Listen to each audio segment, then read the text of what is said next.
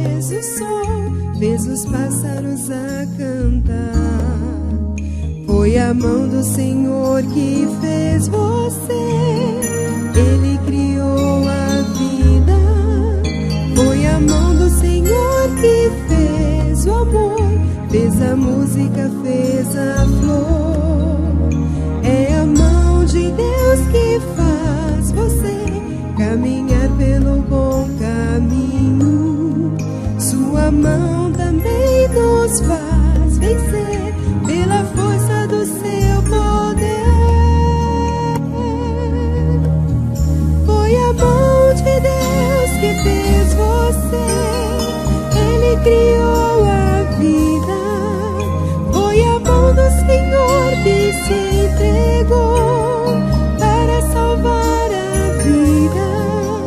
Seu nome eu vou louvar, vou cantar.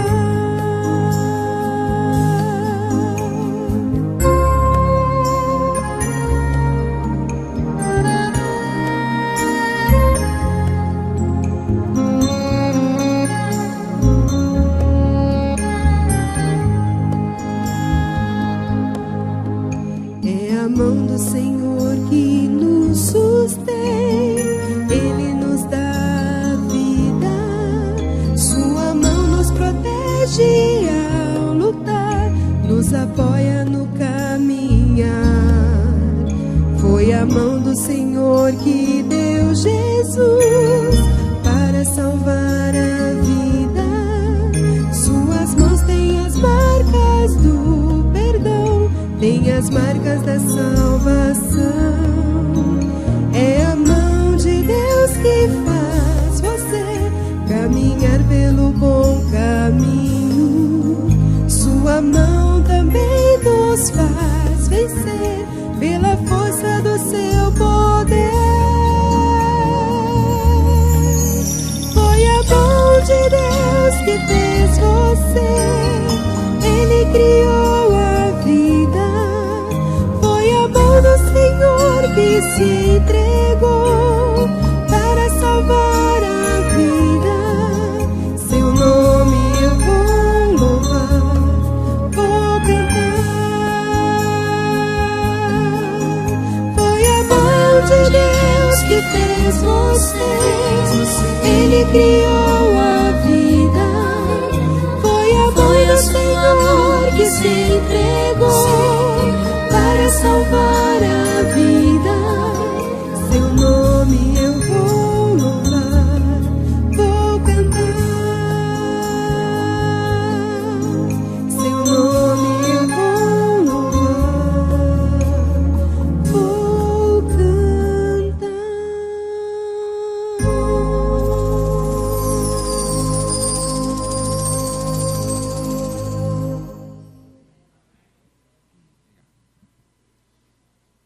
Bom, queridos irmãos, temos um agradecimento de parte da irmã Ignes, quem agradece a Deus doando as flores que enfeitam a igreja neste sábado, pelos 90 anos de seu esposo Décio, que está completando e se sente imensamente grata por fazer parte de sua vida.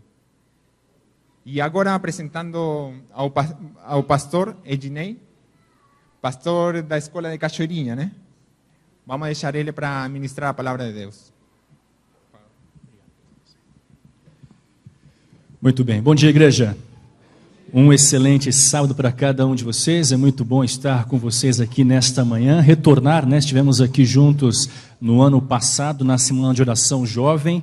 Aqui, durante toda aquela semana, estivemos aqui em alguns momentos agradáveis, onde podemos também repartir um pouco da palavra de Deus. E é um privilégio também, nessa manhã, poder voltar para também novamente compartilhar com você um pouco daquilo que Deus sempre tem colocado em nosso coração. Que Deus abençoe a sua vida e que nessa manhã, de fato, nós saiamos daqui melhores do que quando entramos, mas também saiamos daqui tendo a plena convicção de que, mais uma vez, a graça do Senhor Jesus nos alcançou. Amém? Por favor, querido, pegue comigo a sua Bíblia e abra no Evangelho de Mateus, Evangelho segundo Mateus. Enquanto você vai encontrando aí Mateus capítulo 25, olha para a pessoa do seu lado, vê se ela está viva ainda aí, e fala para ela assim: Deus te abençoe, criatura. Isso. Deus abençoe todos nós aqui nesta manhã, né? Vamos aqui então ficar bem à vontade para a gente poder aqui compartilhar, né? A gente vem à igreja, aquela cara fechada, todo mundo certo, todo mundo meio quieto, meio desanimado, meio tímido. Não, irmão, aqui é casa de Deus, né, irmão? Aqui para ficar à vontade, ficar tranquilo, ficar feliz, com um sorriso no rosto, né? Nós estamos aqui justamente para isso. Mateus capítulo 25, esse vai ser o capítulo para a nossa mensagem aqui desta manhã. Se você voltar ao capítulo antes, capítulo 24, você vai ver que Jesus ali, ele descreveu alguns sinais que marcariam o tempo da sua volta. Sinais no céu, na terra, na natureza, no mundo político, religioso, social. E após então descrever alguns dos sinais que marcariam o tempo da sua segunda vinda, o Senhor Jesus então agora passa a falar um pouco a respeito da importância de se estar preparado para que não sejamos pegos desprevenidos na ocasião então em que ele vier mais uma vez ao nosso planeta. E então, para ilustrar essa importância de se estar preparado para o advento, então o Senhor Jesus contou algumas parábolas. Na realidade, Jesus contou 3 parábolas que basicamente apresentam a mesma mensagem, embora elas apresentem elementos diferentes, embora tragam simbolismos diferentes, ainda assim a essência é basicamente a mesma. As 3 parábolas, elas ilustram a importância de estarmos sempre alertas, vigilantes, preparados para a volta de Jesus. E nessa manhã nós iremos então meditar em uma destas 3 parábolas, a parábola das 10 virgens, que você encontra aqui em Mateus capítulo 25, a partir do verso 1 em diante, ok? Todos encontraram? Sim? Amém?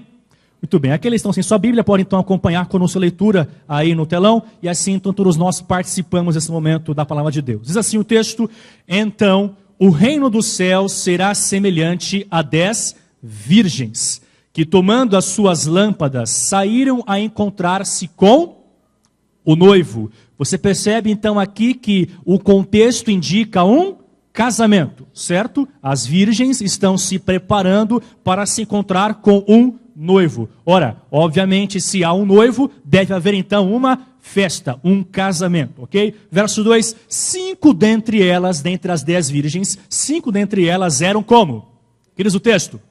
Eram nécias. E as outras 5 eram como? Prudentes. As nécias, ao tomarem as suas lâmpadas, não levaram o que, irmãos? Azeite em suas lâmpadas. Verso 4, no entanto, as prudentes, além das suas lâmpadas, levaram também azeite nas vasilhas. Verso 5, e tardando quem? Foi a noiva? Foi a noiva, irmão? Não, agora foi o noivo, né? Um milagre. Não foi a noiva que tardou, foi o noivo que atrasou agora. E tardando o noivo, foram todas tomadas de sono, e então adormeceram.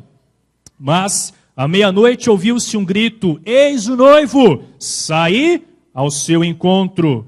Então se levantaram todas aquelas virgens e prepararam as suas lâmpadas. E as nécias disseram às prudentes: dai-nos do vosso azeite, porque as nossas lâmpadas estão se apagando.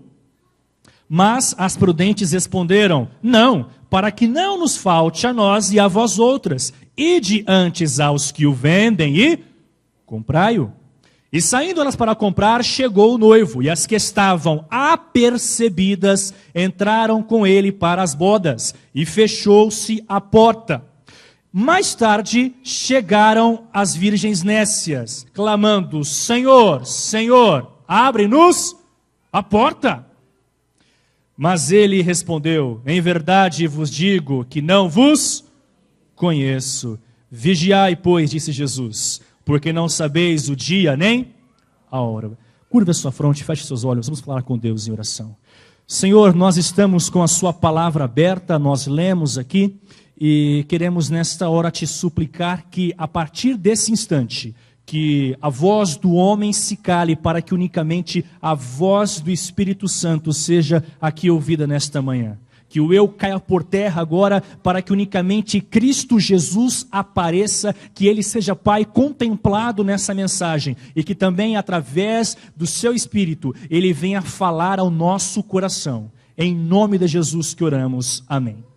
Irmãos, conta-se uma história que em uma ocasião, em uma cidade um pouco distante aqui da capital, em uma região do interior, uma região cercada por montanhas inclusive, havia um certo rapazinho, um certo jovenzinho, que numa ocasião então, passando pela cidade, pelas ruas da cidade, esse rapaz então conheceu uma outra jovenzinha, muito simpática, muito bacana, muito bonitinha, muito lindinha, e o rapaz então resolveu apaixonar-se por ela, né? Se encantou com a moça, e disse, eu quero me casar com ela, eu vou me casar com ela. E assim então o rapaz foi lá, trocou o WhatsApp com ela, Facebook, outras coisas também, sabe? Então o rapaz manteve com ela um contato, até que um dia então, esses dois resolveram marcar um encontro na famosa Praça da Toco, sabe? E eles foram então à praça lá para se encontrar, estão lá conversando, e de repente o rapaz então cria coragem, e ele agora resolve declarar-se para a moça. Mas o rapaz era um rapaz cristão. Como um bom cristão, então, esse rapaz lia a Bíblia e ele era encantado com os cantares de Salomão. E esse rapaz, então, resolveu recitar um dos cantos de Salomão para a moça e disse a ela, mulher, você é tão linda como as cabras de Jerusalém. Olha que romântico, olha que bonito, seus olhos são como pomba, né? As suas pernas como gazelas. Olha que coisa linda, coisa fantástica. E então a moça se encantou pelo rapaz, se derreteu por ele. Ele então lhe disse, mulher, beija-me com os beijos de sua boca. E então agora a mocinha disse, tudo bem, vamos lá então, criatura. E agora, quando o rapaz está para se aproximar e dar um beijo em sua amada, havia ali escondido atrás de uma árvore um certo rapazinho que estava acompanhando toda aquela cena. E este rapaz, possivelmente então, enciumado com aquela situação, ele resolveu então aprontar alguma coisa para atrapalhar aquele momento especial e romântico daquele casal. E quando o rapazinho então viu que o outro rapaz ia beijar a moça, ele começou a correr e gritar o seguinte, aí vem o lobo, aí vem o lobo, aí vem o lobo, corram, corram. Irmão, aquela cidade era uma cidade cercada por montanhas e havia uma lenda de que alguns lobos ficavam ali à volta daquelas montanhas. E que vez ou outra, então, os lobos invadiam a cidade e devoravam, então, aqueles que estavam ali pelas ruas. Você veja só uma coisa, então, agora. Aquele casal cresceu ouvindo essas histórias. Você acha que eles ficaram ali, sim ou não? Óbvio que não. O que eles fizeram? Quando ouviram, aí vem o lobo, eles saíram correndo. E correram, e o rapaz feliz da vida, yes, atrapalhei. E na semana seguinte, novamente, então, aquele rapaz e aquela moça marcam o encontro na mesma praça, no mesmo local, no mesmo horário. E lá, então, estão eles. O rapaz agora está alerta, está esperto. Ele olha ao redor para ver se não há ninguém, né? Aquela criança também que vai aparecer de repente. Mas o interessante é que quando ele olha para o lado, não vê ninguém. Mas quando ele olha para a sua moça, para a sua companheira, o rapazinho aparece. Ele olha para o lado, o rapazinho some. Ele olha para a moça, ele aparece novamente. E assim, então, fica ele se esconde, sabe? E então acontece que o rapaz, percebendo aparentemente que não havia ninguém ali vigiando, ele resolve, então, agora criar coragem e diz à mulher, beija-me com os beijos de sua boca. E então ele vai se aproximar para dar aquele beijo maravilhoso na moça. De repente, quem aparece? O guri gritando, aí vem o lobo, corram, corram. E novamente o casal, assustado, faz o quê? Sai correndo. E por algumas semanas esta mesma história foi se repetindo, até que então um dia finalmente o gurizinho resolveu deixar o casal em paz, e eles conseguiram então se beijar, se noivaram, namoraram, casaram e viveram felizes para sempre. Mas numa ocasião então aconteceu que esse mesmo casal, um dia passeando, resolveu parar naquela mesma praça onde então tudo começou. Olha só que bonito, né? O mesmo banco, a mesma árvore ainda, a mesma sombrinha, a mesma visão de alguns anos atrás. Então resolveram agora ficar ali por algumas horas conversando, namorando, enfim. E agora, novamente, o rapaz, para relembrar alguns anos atrás, ele resolve dar um beijo em sua amada. Mas, querido, quando aquele rapaz vai aproximar-se da sua esposa agora para beijá-la naquela praça, acontece que uma voz, não de uma criança agora, mas uma voz parecia adulta, e um rapaz adulto aparece de repente, correndo, gritando, aí vem o lobo, corram, corram. Aquele casal por tantos anos ouviu essa história. Aí vem o lobo, e o lobo nunca apareceu. Eles pensaram, bom, deve ser com certeza mais uma brincadeira de mau gosto de alguém que quer atrapalhar o nosso clima, não é? Então, olha, esquece isso, né? Tantos anos vendo essa brincadeira, nada aconteceu, então não vai ser hoje que o lobo vai aparecer. O problema é que naquele dia o lobo realmente apareceu. E você conhece então o fim da história, né? Infelizmente aquele casal acabou sendo aí atacado por aqueles lobos. Amigos, é apenas uma ilustração, mas que na verdade nos ilustra uma grande verdade, um grande princípio relacionado àquilo que nós lemos aqui em Mateus 25. Ouça uma coisa, nós temos como adventistas uma marca em nosso nome. Aliás, a razão pela qual nós carregamos esse nome de Adventistas do Sétimo Dia é porque nós aguardamos o quê?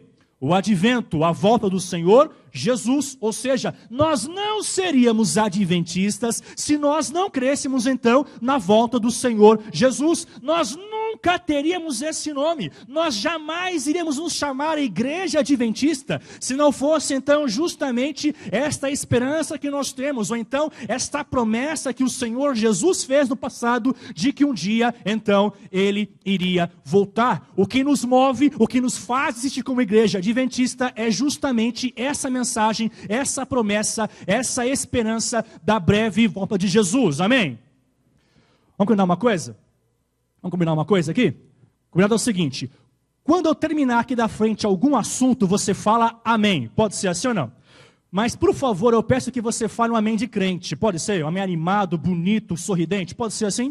Vamos fazer um teste? Irmão, a razão pela qual então nós somos adventistas, a razão pela qual então nós carregamos esse nome, carregamos então essa marca, essa promessa, é porque nós acreditamos que muito em breve o Senhor Jesus irá voltar, amém? Amém. Agora, uma pergunta, quantos aqui são adventistas há mais de 5 anos? Deixa eu ver a sua mão, mais de 5 anos. Opa, a maioria. Quantos aqui são adventistas há mais de 10 anos? Bastante também. Há mais de 15 anos, alguém? Há mais de 20 anos? Há mais de 30 anos, tem alguém? Puxa vida, irmão, vocês são igual Matusalém, alguns aí, né? 40 anos. Barbaridade. 50? Posso falar 60? Irmão do céu, irmão. 70 anos, irmão. Adventista? Também, 80. Aí já andou. Estão 70 anos, muito bem. Agora, ouça uma coisa interessante. O irmão ali tem 70 anos, mais ou menos, de adventismo. A irmã ali atrás também. Ouça uma coisa. Eu tenho plena certeza de que há 70 anos atrás, o irmão já tinha ouvido essa mensagem, que Jesus ia voltar. Certo, irmão? Certo. Então, há 70 anos, essa igreja já acredita e já prega que Jesus vai voltar. Eu só tenho 24 anos, mas desde que me entendo por gente, eu tenho ouvido dizer que Jesus vai voltar. A minha mãe tem 54 anos e a minha mãe batizou-se com 12 anos de idade e desde os seus 12 anos de idade, ela tem ouvido dizer que Jesus vai voltar. A minha avó tem quase 80 anos e a minha avó, desde a sua infância, tem também ouvido dizer que Jesus vai voltar. Irmãos, essa mensagem não é nem um pouco atual. Essa mensagem ela é antiga. Se você então perguntar aos seus pais, avós e por aí vai, você então vai ver que eles também, durante toda a sua história, toda a sua vida, já ouviram dizer que Jesus também em breve vai voltar. Ou seja, se nós voltarmos 100 anos no passado, você também vai ver pessoas que desde a sua infância têm ouvido dizer que Jesus vai voltar. O problema é que 70 anos de adventismo se passaram e Jesus ainda não voltou. Mas quando você vai à Bíblia, você então percebe que, na verdade, essa mensagem é muito mais antiga do que cada um de nós. Por exemplo, já nos dias de Jesus, os discípulos dele já esperavam a breve volta do Senhor Jesus. Irmão, e digo mais uma coisa ainda. Sabe que, na verdade, os discípulos tinham tanta convicção que Jesus ia voltar, mas tanta convicção que eles imaginavam até mesmo que Jesus fosse voltar em seus dias. Quer um exemplo? Veja só.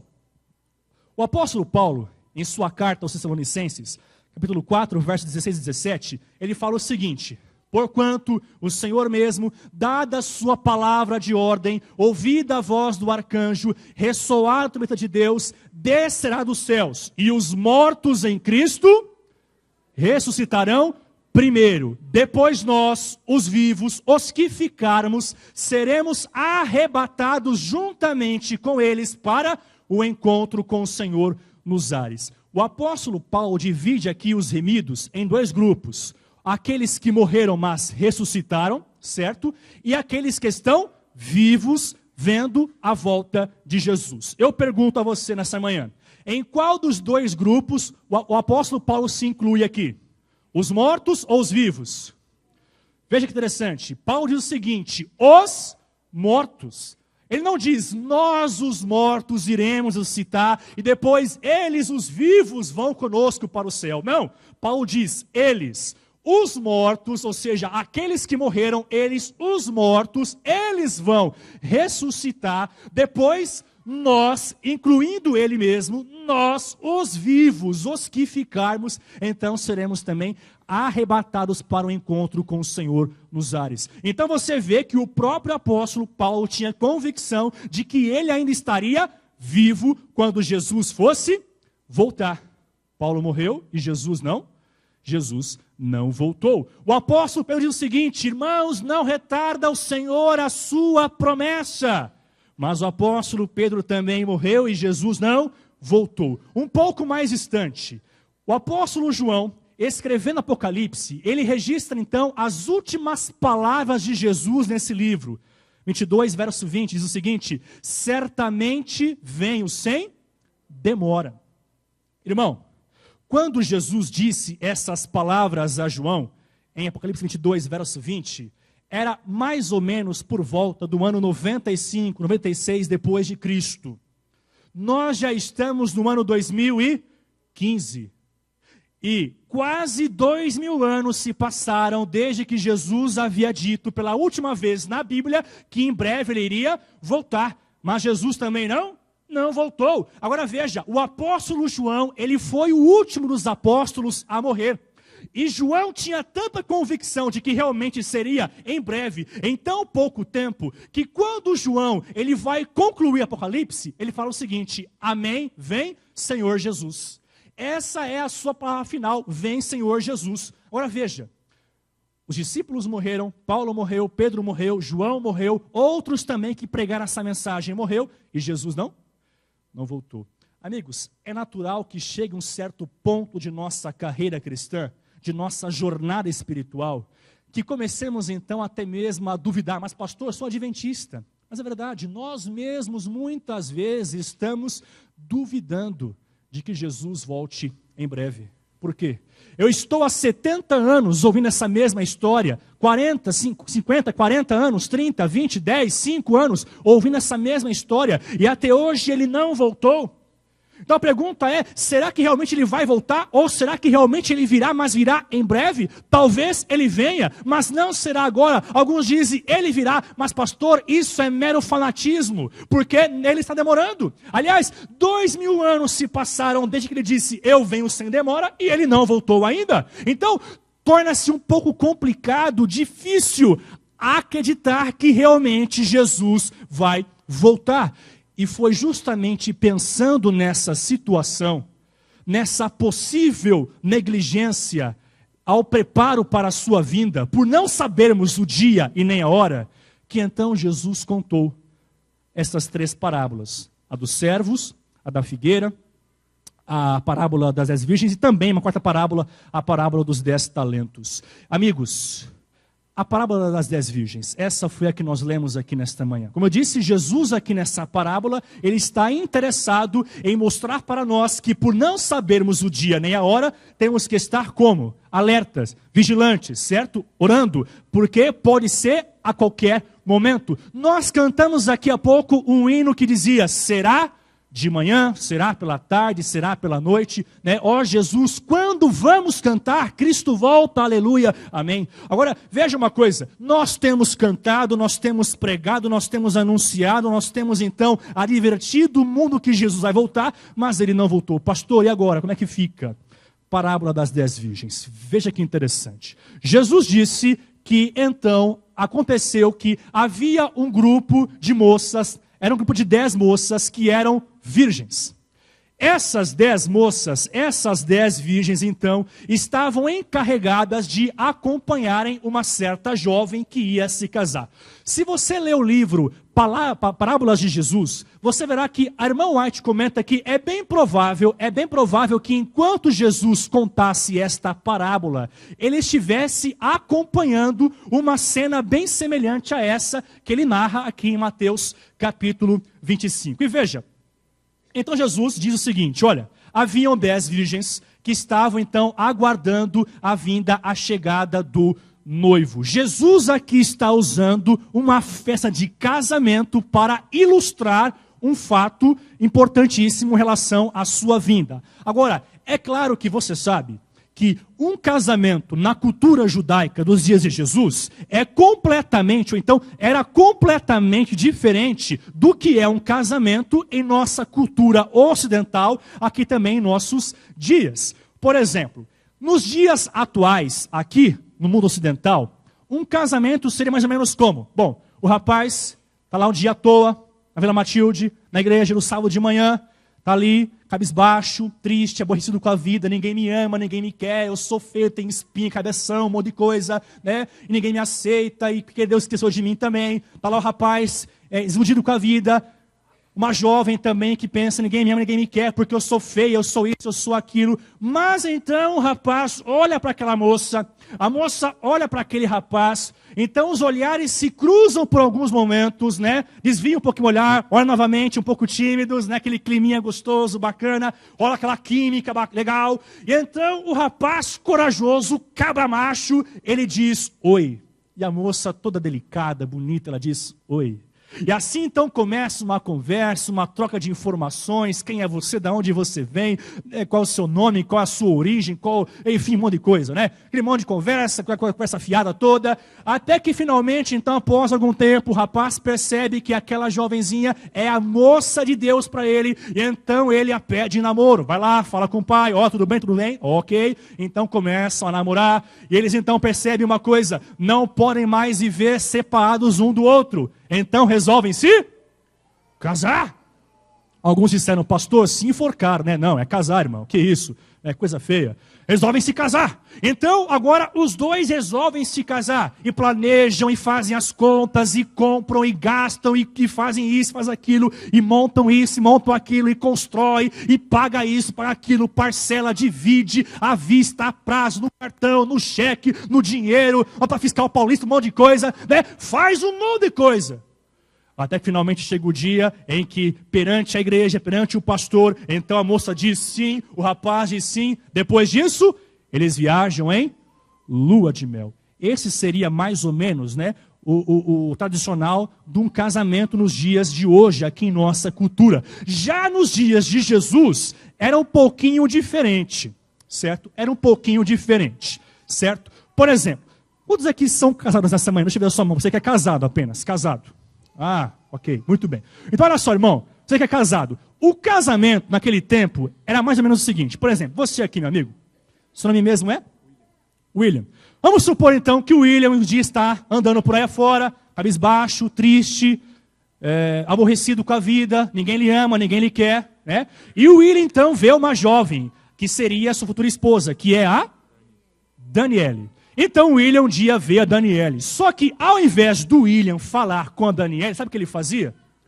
Sabe o que ele ia fazer? Ele pegava o seu pai na casa dele, ia até a casa dos pais da Daniele, para então fazerem a negociação. Então ele disse o seguinte, o William para o pai da Daniele, ô amigão, seguinte, eu estou amando a sua filha, era assim, né? Me interessei por ela e eu quero me casar com ela. Irmão, não tinha paquera, não tinha namoro, não tinha nada disso. Era casamento na hora. Gostei, vou levar. Era mais ou menos assim.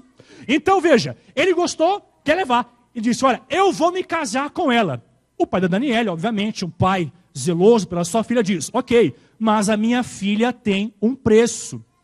Então ele pergunta, escuta, quanto vale Daniele? Daniele, bom, ela mede tanto, é assim, assim. Bom, Daniele vale X. Ah, ok. E a outra? Aquela está em liquidação, né? Paga, me leve 2. E essa aqui? Ah, tá de graça. Essa vocês podem levar para você mesmo, né? Eu dou de brinde. Mas enfim, então era assim, fechava-se um negócio.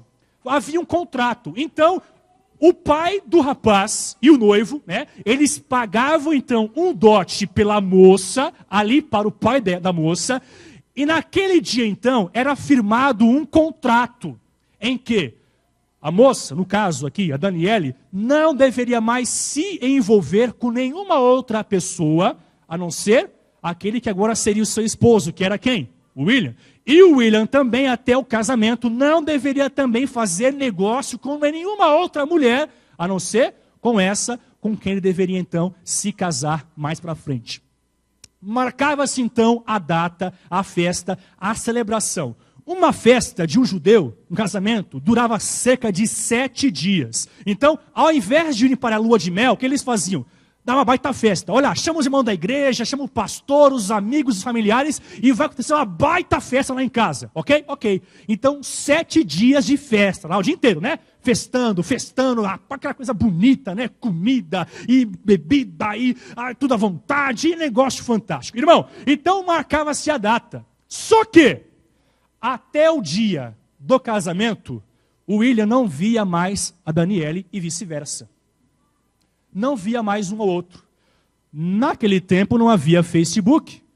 Então o negócio era tudo com base no que? Na palavra. Eu paguei por ela, então ela é minha. Mais ou menos assim que funcionava. Desculpa a linguajar, mas era mais ou menos assim que funcionava naquele tempo, né? Bom, eu paguei, então é meu. Ora, que negócio é esse? Então veja, marcava-se a data. E outra coisa, a noiva nunca sabia a hora que o noivo ia chegar. Este era o elemento surpresa do casamento. Não era o noivo esperar a noiva na igreja. A surpresa era a noiva esperar o noivo. E ela nunca sabia a hora exata que o noivo ia chegar. Havia alguns noivos danadinhos que faziam o seguinte: eles iam buscar a noiva, sabe que horas? À meia-noite. Por quê? À meia-noite era a hora mais pesada, com certeza. Todo mundo estaria como? Dormindo, cansado. Então ele chegava e gritava, aí vem o noivo, sai ao seu encontro. Então rapidamente se levantava, se arrumava, ajuda aqui. E assim então se preparava. E quando o noivo então chegava à casa da moça, ele tomava ali em suas mãos, e ele então iniciava com a família dela um cortejo nupcial até a casa do noivo, né, onde então haveria aquela linda festa de 7 dias do casamento. E veja, quando a moça, ela então era recebida, aliás, antes dela ser recebida pelo seu noivo, acontecia que algumas moças, geralmente, então ficavam acompanhando a noiva até o dia que o noivo viesse, então, para buscá-la. Damas de honra, sabe? Ficavam ali, paparicando, como você está linda, né? Que noiva mais linda que você é e tudo mais, agitava, arrumava, chapinha, babyliss, um monte de coisa. Então, deixava a moça no grau, sabe? Zerado, bonita, linda demais. Então, o noivo chegava, havia alguém que gritava à frente, olha, aí vem o noivo, então se preparava a noiva, o noivo chegava, buscava ali a sua amada, iam para a casa do noivo e assim começava a festa. Guarde bem essa cena. Jesus contou essa história. Jesus descreveu essa cena e disse, o reino do céu será semelhante a essa festa de casamento. Irmão, quem é o noivo? Quem é o noivo? Jesus. Jesus é o noivo. Nessa parábola não aparece a noiva, mas aparece quem? As 10 virgens. A quem representam as 10 virgens? A quem? A igreja. A igreja de Deus. Ouça uma coisa, irmão, veja. Alguns dizem o seguinte, pastor, as virgens prudentes representam o povo de Deus e as nécias o povo que não é de Deus. Não, não é assim. Tanto as virgens prudentes quanto as insensatas, tanto as prudentes quanto as nécias representam o mesmo povo, a mesma igreja. Veja uma coisa, as 10 virgens aguardavam o mesmo noivo. As 10 virgens estavam com a mesma noiva. As 10 virgens iam participar da mesma festa. Portanto, não havia aparentemente nenhuma diferença entre elas. Ou seja, elas eram iguais. Iam para a mesma festa, com a mesma noiva, com o mesmo noivo. Enfim, era tudo igual. Não tinha diferença nenhuma. Outro ponto então, veja. Jesus diz então nessa parábola que essas 10 virgens representam a igreja de Deus nos últimos tempos, quando então ele estivesse para voltar. Isso significa que entre nós existem 2 grupos. Quem? Aqueles que são os prudentes e aqueles que são os insensatos. Cabe a nós saber quem é quem? Sim ou não? Não. Por quê? Porque aparentemente não há diferença. Veja uma coisa, a diferença não se revela até que venha o quê? Até que venha o noivo. Até que venha a meia-noite, quando então chega o noivo, então não há diferença entre as virgens. Ouça uma coisa, sabe quando vai haver diferença entre trigo e joio? Quando vier a crise. Quando vier a crise sobre este mundo, então vai se revelar quem é trigo e quem é joio. Quem é prudente e quem é insensato. Quem está com Deus e quem não vai com Deus. Quando vier a crise, mas até que venha a crise, até que o noivo venha, então não há como saber quem é prudente, quem é sensato, quem é trigo e quem é joio. Mas o fato é que, veja uma coisa, na igreja todos nós temos a mesma mensagem. Todos nós temos a mesma crença, temos a mesma fé. Irmãos, nós aguardamos também o mesmo noivo, que é Jesus. Nós iremos para a mesma festa, as bodas do Cordeiro. Nós iremos participar do mesmo céu, ou então aguardamos o mesmo céu. Portanto, não há diferença nenhuma entre nós, porque estamos aqui, somos semelhantes uns aos outros, cremos numa mesma mensagem, numa mesma fé e aguardamos o mesmo Deus. E assim estavam as virgens. Só que acontece que nesse processo de aguardo do noivo, acontece que há um imprevisto. Verso 5 diz, e tardando quem? Tardando o noivo, o que é que acontece na sequência? Tardando o noivo, foram todas pegas, tomadas de sono. Irmão, veja uma coisa. Por que é que Jesus utiliza a expressão tardando o noivo? Uma primeira razão, veja, Jesus já sabia que a sua vinda iria demorar em relação ao tempo dos discípulos. Jesus sabia, só que Jesus não disse a eles, os discípulos, seus ouvintes naquela ocasião, quando seria o dia e a hora. Agora, imagina só, olha, Pedro, André, Tiago, João, os demais, eu vou voltar em breve. A partir de 2015 em diante, eu irei voltar. Irmão, imagina, olha, o Senhor vai voltar a partir de 2015 em diante. Você acha que aqueles homens teriam tanto ânimo assim para pregar a vinda de Jesus? Sim ou não? Óbvio que não. Eles não animariam. Porque eles imaginariam que Jesus fosse demorar para voltar e perderiam assim então essa vontade, esse entusiasmo de pregar como eles pregaram a volta de Jesus. Mas Jesus também não podia dizer quando seria a ocasião. Por isso ele diz, tardando o noivo, já alertando os discípulos que não seria agora. Ou seja, não seria no tempo deles, mas que seria ainda um pouco mais adiante. Mas eles não conheciam, não sabiam quando especificamente então seria esta ocasião da volta do Senhor Jesus. Por isso, Jesus diz, tardando o noivo. O problema é que na parábola, quando o noivo demora, o que acontece na sequência? As virgens dormem. E tardando o noivo, foram todos tomados de sono. Tardando Jesus, o que ocorre com a igreja? A igreja dorme. A igreja dorme.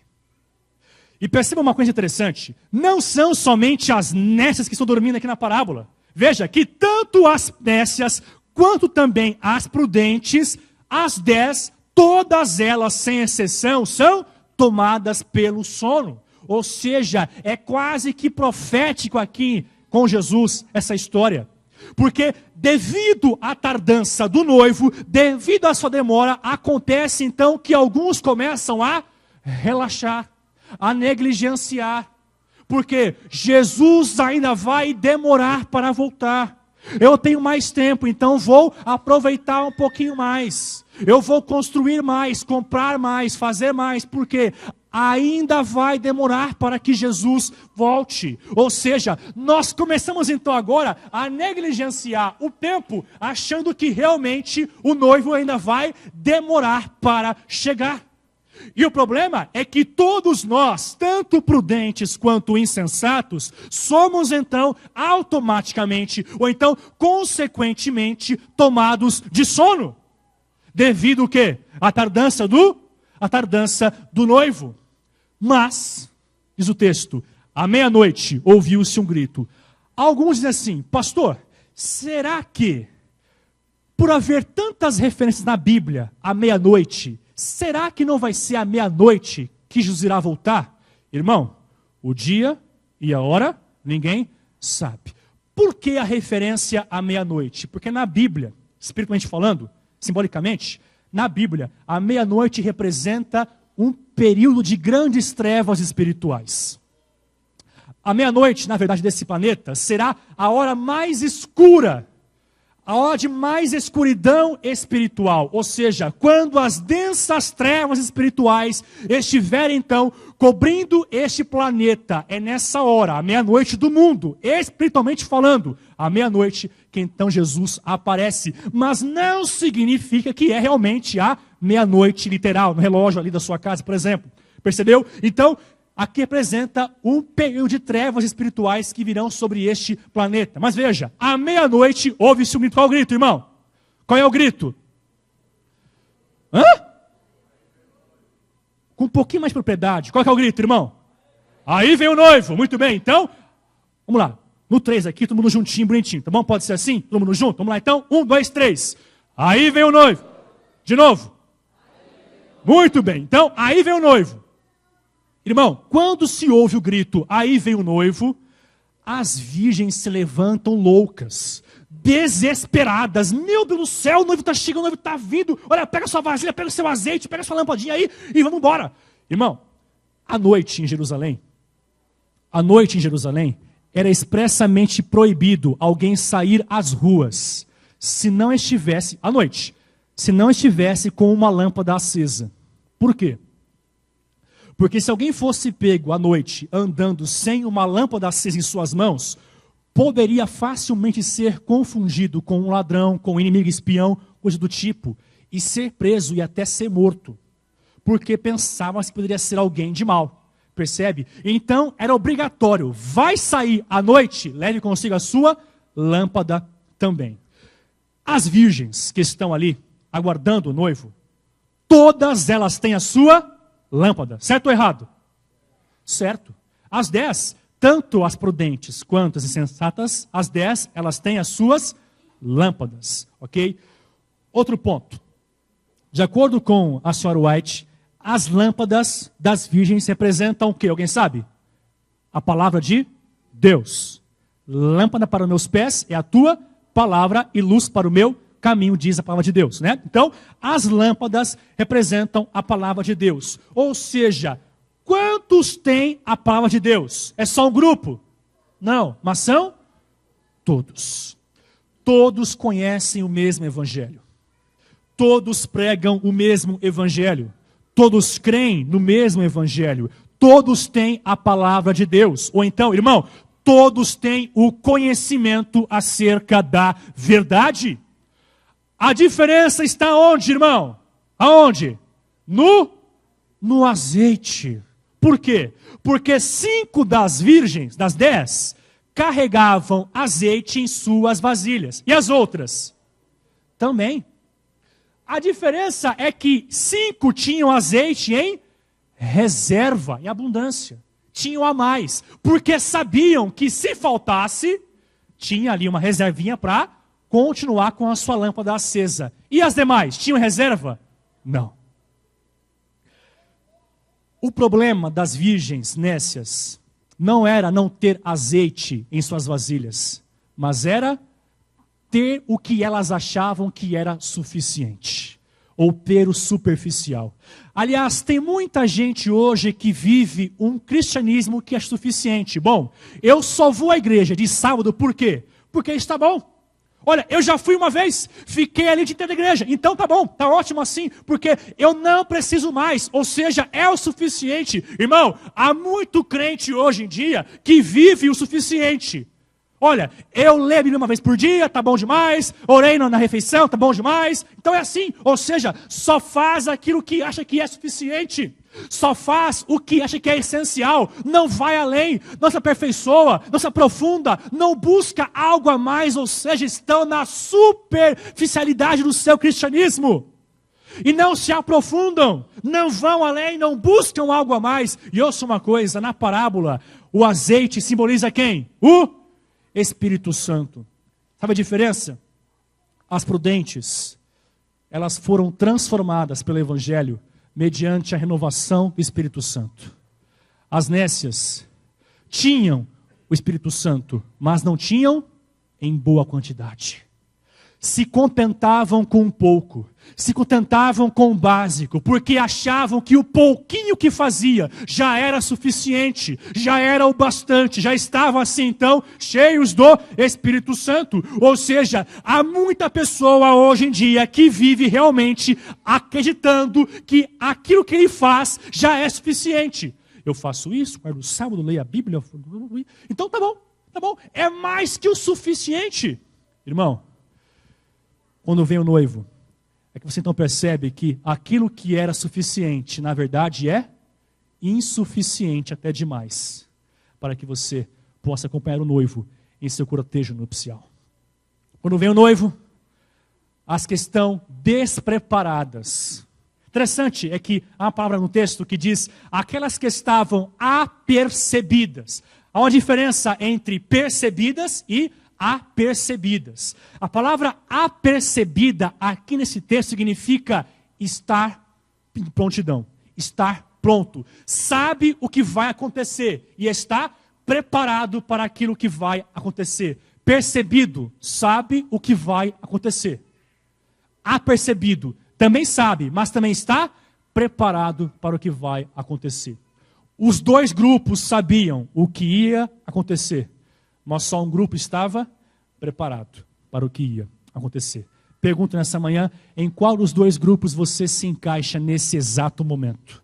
Está você percebido ou está você apercebido quanto à volta de Jesus? Continuando aqui, irmão, veja uma coisa. Então vem o noivo, ele chega, leva a sua esposa e também as prudentes e vão para o cortejo nupcial. Quando o noivo chegava à sua casa, o noivo era o último a entrar. Todo mundo entrava, os parentes, padrinhos, amigos, familiares, todos eles entravam. O noivo era o último a entrar, por quê? Era o noivo que fechava a porta. E quando o noivo fechava a porta, ninguém mais entrava e ninguém mais saía. Podia ser quem fosse, podia ser o pai da noiva. Se o noivo tivesse entrado e fechado a porta, ninguém mais poderia entrar depois do noivo. Então, quando as nécias percebem que elas estão com falta no seu azeite, que elas fazem? Amiga, comadre, pelo amor de Deus, olha, por favor me ajuda, dá um pouquinho de pra gente aqui, porque está acabando o nosso e nós estamos perdidas. As prudentes respondem o quê? Não, por quê? Eu tenho para mim. Pastor, que egoísmo? Não é egoísmo, irmão, mas ninguém pode salvar ninguém. Eu não posso me consagrar por você. Eu não posso ler por você. Irmão, eu não posso ir para o céu no seu lugar por você. É você quem vai. É você quem busca e se consagra. Eu não posso fazer por você. Então não adianta. Não, é meu. Não importa. Não adianta. Então vá você e compre, diz as prudentes. Olha, vão, aproveita agora a hora e compra. Elas foram. Mas demoraram para voltar. Quando foram à festa, o que havia acontecido? O noivo já havia entrado e a porta havia se fechado. Já ouviu falar sobre a tal porta da graça? Já ouviu falar sobre essa história? Já ouviu? Conhece isso? Muito bem. a porta da graça se fechou. Então as moças batem desesperadas à porta. Senhor, Senhor, Senhor, Senhor, abre-nos a porta. O noivo calmamente, eticamente, tranquilamente, com pose, abre a sua porta e diz, pois não? Ela disse, Senhor, que bom, olha, ufa, que bom, olha, perdoe-nos o atraso. Mas a gente chegou, a gente veio, atrasou, mas chegamos. O noivo pergunta, quem são vocês? Quem são vocês? Mas Senhor, como assim? Somos nós, as damas de honra da noiva, da mocinha aí. E ele diz, eu não vos conheço. Apartai-vos de mim porque eu não vos conheço. E fecha a porta. E as virgens perdem a participação nas bodas do noivo. Amigos, para encerrar essa manhã, Jesus então termina a parábola dizendo, no verso 13, vigiem, pois, e orem. Por qual razão, irmão? Por qual razão? Porque não sabeis o dia nem a hora. Pompeia era uma cidade que vivia no sopé de uma montanha, no qual havia um vulcão, que era o famoso vulcão Vesúvio. Dizia-se que um dia o vulcão Vesúvio iria entrar em erupção. Mas ainda assim, o povo de Pompeia, mesmo sabendo que a qualquer hora da sua vida, o vulcão poderia então ali exalar as suas larvas e assim consumir a cidade, ainda assim Pompeia vivia tranquilamente a sua vida, como se aquilo nunca fosse acontecer, ou como se ainda fosse demorar para acontecer. Pompeia era uma cidade completamente perversa, estilo Sodoma e Gomorra, talvez até um pouco pior. Tudo quanto é tipo de perversão moral acontecia em Pompeia. Tudo quanto é tipo de maldade, de violência, de pecado, acontecia em Pompeia. Uma noite, o povo de Pompeia estava envolvido em seus prazeres, em seus pecados, quando de repente uma nuvem cinzenta começa a cobrir a cidade. Alguns não sabem o que é, não desconfiam, acham que é comum, é só mais uma nuvem que vem do vulcão, como outra qualquer, enfim. Mas nem se dão conta de que o vulcão está entrando em erupção. E naquele dia, no ano 79 depois de Cristo, o vulcão Vesúvio, ele entra em erupção. Rapidamente as larvas do vulcão começam a se espalhar por toda a cidade. Em pouquíssimo tempo,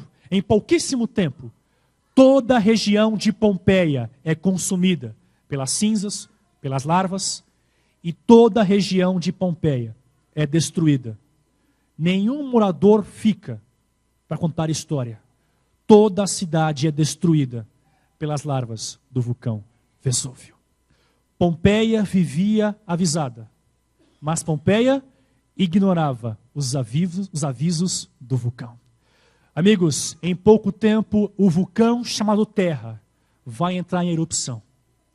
Em pouco tempo também acontecerá que este planeta também vai estar com seus dias contados. Aliás, este mundo já está com seus dias contados. Irmão, em pouco tempo este planeta vai chegar também à sua meia-noite. Irmão, em pouco tempo este planeta vai viver a sua última noite de vida. Em pouco tempo, nós seres humanos teremos a última noite aqui na Terra. Eu gosto quando o grande conflito, da irmã Ellen White também, narra esta cena final.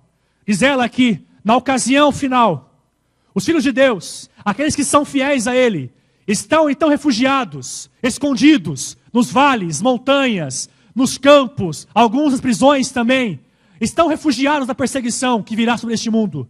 E então agora, os ímpios resolvem finalmente marcar um dia e uma hora, para então poder exterminar todos aqueles que fazem parte do povo de Deus.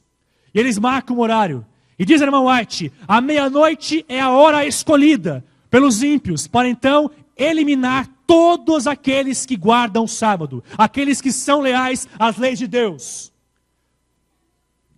E assim, na hora marcada, do dia marcado, os ímpios se reúnem com as suas armas. Ali há policiais, militares, civis, autoridades, enfim, todos reunidos. Para quê? Para o golpe final contra aqueles que estão sendo fiéis à lei e sendo contrários, sendo oposição à lei dominical. E nessa hora então, quando os ímpios apontam as suas armas para finalmente dar o disparo final contra o povo de Deus, eu gosto e me arrepio, é nessa hora então que há um grande terremoto. O céu começa a se abrir. E era meia-noite e de repente então o céu se abre e fica claro como se fosse o meio-dia. O sol aparece, uma luz forte começa a brilhar. De repente então ouve-se uma voz, os santos ouvem uma voz. É Deus dizendo o dia e a hora que Jesus vai voltar. Os ímpios não entendem. Para os ímpios é só um trovão que está acontecendo. Eles só ouvem trovoadas. Mas nós, filhos de Deus, ouvimos a voz de Deus. Diga amém. E nessa hora então Deus faz um concerto com o seu povo. Fiquem tranquilos. É só um pouco mais, é só um pouquinho mais, porque daqui a pouco, em tal dia, em tal ocasião, em tal hora, Jesus vai voltar, amém? E nessa hora então aparece no céu um sinal, uma nuvem pequena do tamanho da mão de um homem aparece. Os santos olham e entendem que é o quê? A volta de Jesus. E a nuvem se aproxima, e ganha forma, e vai aumentando. De repente, é ouvida a voz do arcanjo. É ressoada a trombeta de Deus. E nessa hora, então, aqueles que dormem nas sepulturas, ouvem a voz daquele que está sobre o trono dizendo, ressuscitai. E todos aqueles que morreram desde Adão, até o último dia desse mundo, ressuscitam glorificados. Lá está seu familiar. Lá está o seu querido, lá está o seu amigo, lá está aquela pessoa que infelizmente descansou no Senhor, mas naquele dia, eles ressuscitam, transformados, para ver a glória do Rei dos Reis, do Senhor Jesus. E nessa hora então, nós, os que estamos vivos, somos então reunidos com eles, e lá há um grande reencontro. Ali está o pai de alguém, a esposa, o esposo, ou o filho, ou o tio, a tia, a mãe, a avó, enfim. Há um reencontro maravilhoso. E nessa hora, os ímpios olham para o céu. E veem então que de repente o rei está voltando. O que eles fazem? Correm e se escondem. E então esses mesmos ímpios pedem aos montes que caiam sobre eles. Para que então escondam da face daquele que está sobre o trono. Apocalipse 6. E nessa hora, começa a 7ª e última praga. A chuva de pedras começa a cair. Há um maremoto, um terremoto sobre a terra. A terra se divide ao meio nessa ocasião. Acontece então que, de repente, os ímpios começam a morrer ao contemplar a glória de Jesus.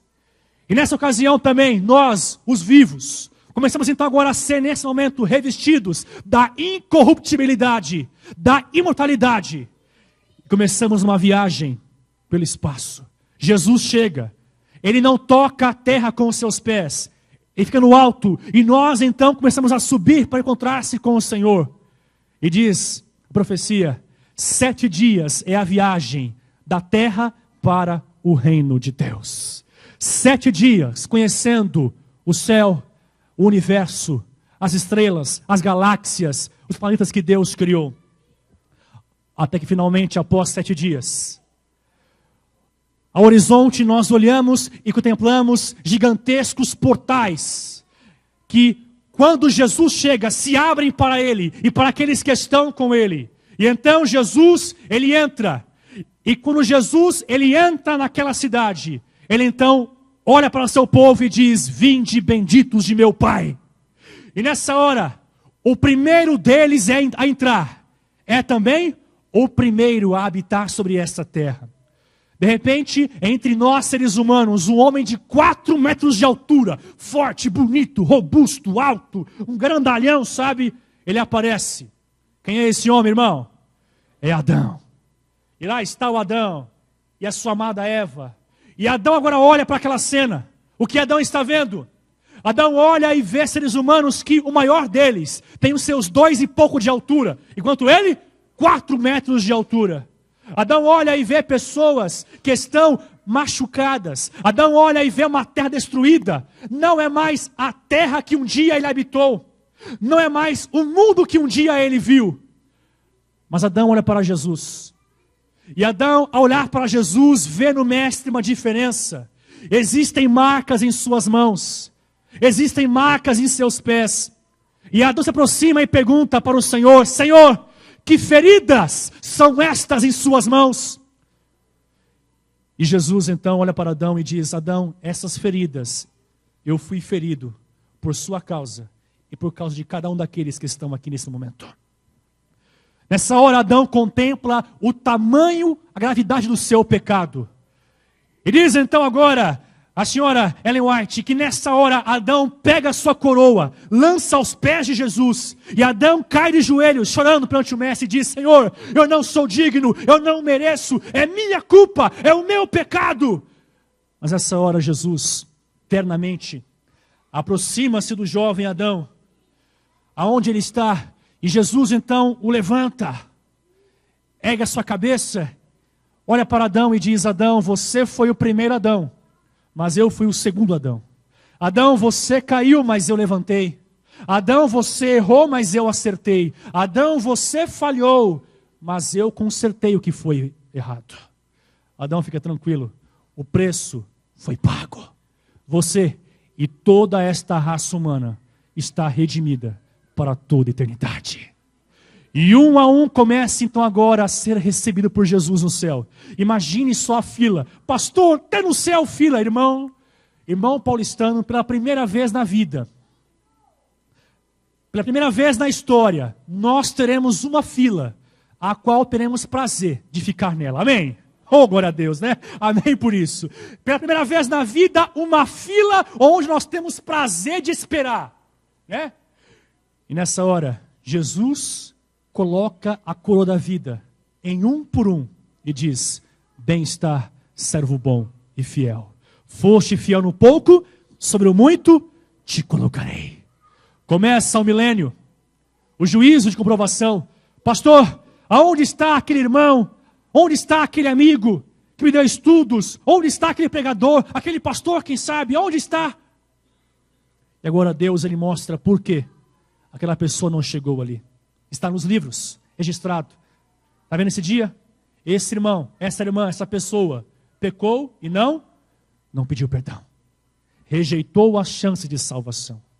Após o milênio, aqui na terra, tudo vazio, destruído, em trevas, isolado. E nessa hora então, há um clarão que brilha sobre este planeta. E de repente, vê-se novo céu e nova terra. Porque começa a descer a nova Jerusalém. E nessa hora lá está o diabo que por 1000 anos esteve aqui preso nesse planeta. E de repente estão com ele também os seus anjos. E os ímpios que na segunda ressurreição, após o milênio, ressuscitam.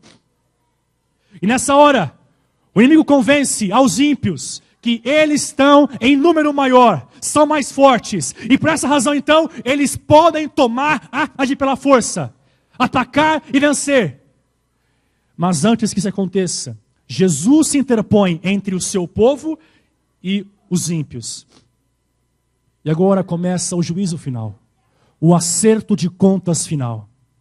Jesus olha para Lúcifer, para aqueles que estão com ele, e diz: nós temos que resolver uma pendência de uns 6, 7 mil anos atrás. Lúcifer, um dia você acusou que eu era injusto, mas agora nós temos que resolver quem é justo e quem é injusto aqui afinal. E diz Apocalipse, naquela hora então, diz também Ellen White, todos os ímpios, todos os santos, todos os anjos, todos os seres do universo, todos, inclusive o diabo e os seus anjos, todos eles se ajoelham e adoram Jesus e dizem que Deus é justo.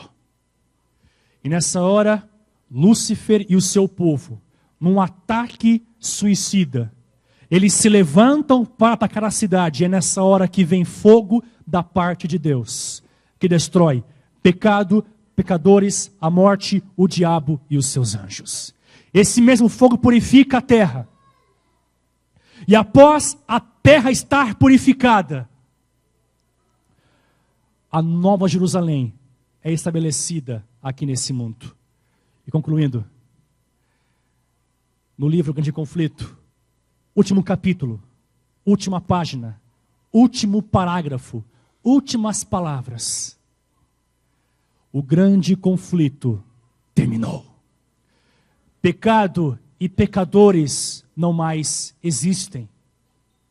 O universo inteiro está purificado. Uma única palpitação de harmonioso júbilo ecoa por toda a vasta criação. Desde o minúsculo átomo até o maior dos mundos, todas as coisas, animadas e inanimadas, em sua serena beleza e perfeito gozo, declaram que Deus é amor. Você não diz amém? Eu vou repetir. Amigos, todas as coisas, animadas e inanimadas, em sua serena beleza e perfeito gozo, terminado o grande conflito, declaram que Deus é amor. De que lado você vai estar nesse dia? Eu quero aqui concluir fazendo um apelo ao seu coração nesse momento. E o meu apelo para esse momento é para que você esteja entre aqueles que vão estar preparados, apercebidos para a volta de Jesus.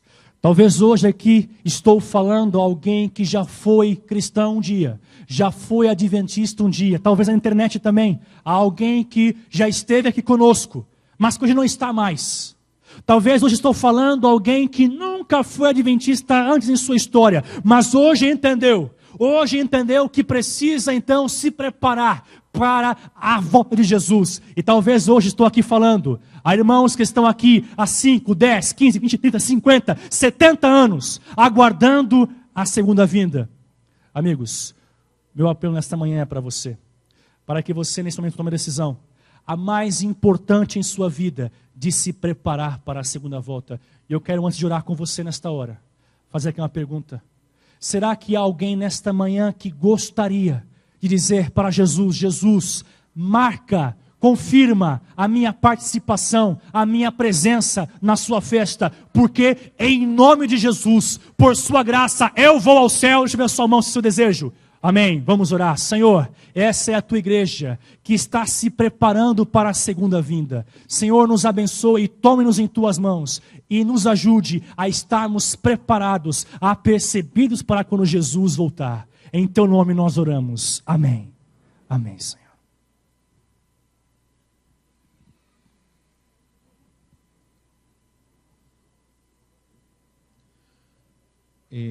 Queremos agradecer também às pessoas que nos estão assistindo através da internet, desde São Paulo, Poço de Caldas, Uberlândia, Recife, Asunción, Guapimirim, Montemor. Também a Rosinei manda uma mensagem falando, Rosinei Canetieri: quero agradecer a Deus por ter estado comigo todos os dias, por ter tido provas e vitórias ao lado de nosso Deus.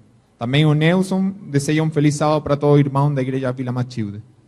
Para finalizar, vamos a cantar o hino 152, Vencendo Bem Jesus.